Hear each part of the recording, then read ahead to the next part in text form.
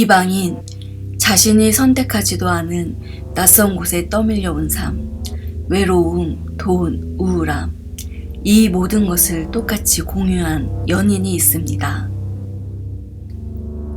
어머니의 사업으로 인해 식민지 나라인 베트남으로 오게 된 프랑스 여자아이, 베트남에서 이방인이 된 여자아이, 죽은 아버지, 마약에 취한 오빠, 슬픔에 빠진 동생, 무기력한 엄마라는 가족 안에서 작가가 되고 싶다는 꿈도 이해받지 못하고 친구도 별로 없을 수밖에 없는 성숙한 프랑스 외톨이 소녀. 돈 많은 집안의 부동산 사업 때문에 베트남에 온 중국인 남자. 남들이 부러워하는 돈 많은 집안에서 태어났지만 죽은 어머니, 아편에 취한 아버지라는 혼란스러운 가정.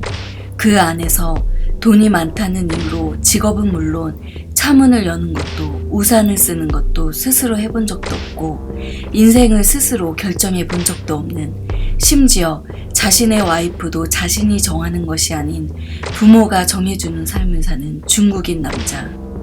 돈이 너무 없지만 프랑스인이라는 인종 우월감이 있는, 사랑을 하기에 너무 어린 소녀. 돈이 너무 많지만 중국인이라는 이유로 프랑스인에게 비소를 당하는, 사랑을 하기에는 너무나 나이가 많은 중국 남자. 그 둘은 우연히 만나 둘만의 공간으로 가서 사랑을 나누게 되는데, 남자는 소녀가 너무 어려 육체적 관계를 망설이나 여자아이는 답답한 현실과 성적 호기심으로 인해 더 적극적으로 사랑을 원하게 됩니다. 또한 아마도 소녀는 불행한 가족에서 빨리 탈출하기 위해 빨리 어른이 되고 싶었는지도 모르겠습니다. 소녀는 중국인과 사랑을 나누면 고급 음식점에서 맛있는 것도 먹을 수 있고 돈도 얻을 수 있고 성적인 호기심도 채울 수 있어 사랑인지 무엇인지 자신의 감정을 알지 못한 채 더더욱 그 중국인과의 육체적 사랑 속으로 중독되게 됩니다. 그리고 30살 초반의 중국인 남자는 자신과 비슷한 삶과 감정을 가진 이 매력적인 외모의 외톨이 소녀를 만나 그녀를 진심으로 사랑하게 되어 그녀와 결혼하고 싶다는 자신의 인생에서 가장 뜨거운 첫 번째 선택이라는 것을 하게 됩니다. 중국 남자는 자기의 선택을 실행하기 위해 그 소녀의 가족과 유명 음식점에서 만나기도 하지만 돈과 먹을 것이 궁한 그녀의 가족은 유명 음식점의 음식만 허겁지겁 먹는 모습을 보여줌으로써 중국 남자에게 엄청난 실망감을 안기게 됩니다.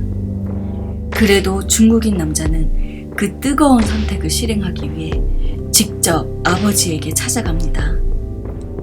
자신의 아버지에게로 가 그녀와 결혼하고 싶다는 자신의 삶의 선택을 말하지만 그녀와 결혼하느니 차라리 죽어버리라는 아버지의 거친 대답만 듣고 중국인 남자는 그녀와의 사랑을 접고 맙니다. 그 후 중국인 남자는 단 한 번도 본 적이 없는 여자와 결혼을 하게 되고 소녀는 다시 본국인 프랑스로 돌아가면서 각자의 삶을 살게 됩니다. 더 이상 그 둘의 만남은 없습니다.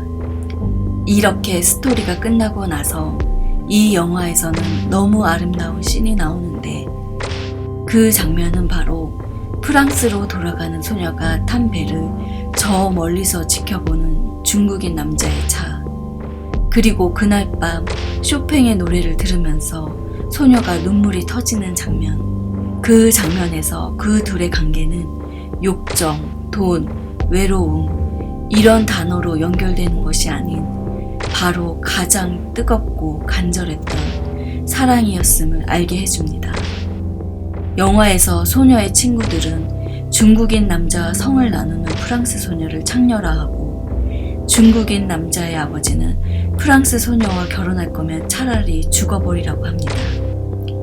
하지만 그들에게 있어서 서로는 평생 잊혀지지 않을 뜨겁고 간절한 사랑이었습니다. 누가 누구의 사랑을 단정할 수 있을까요? 그들은 이렇게 아련하고 아름다웠던 사랑이었던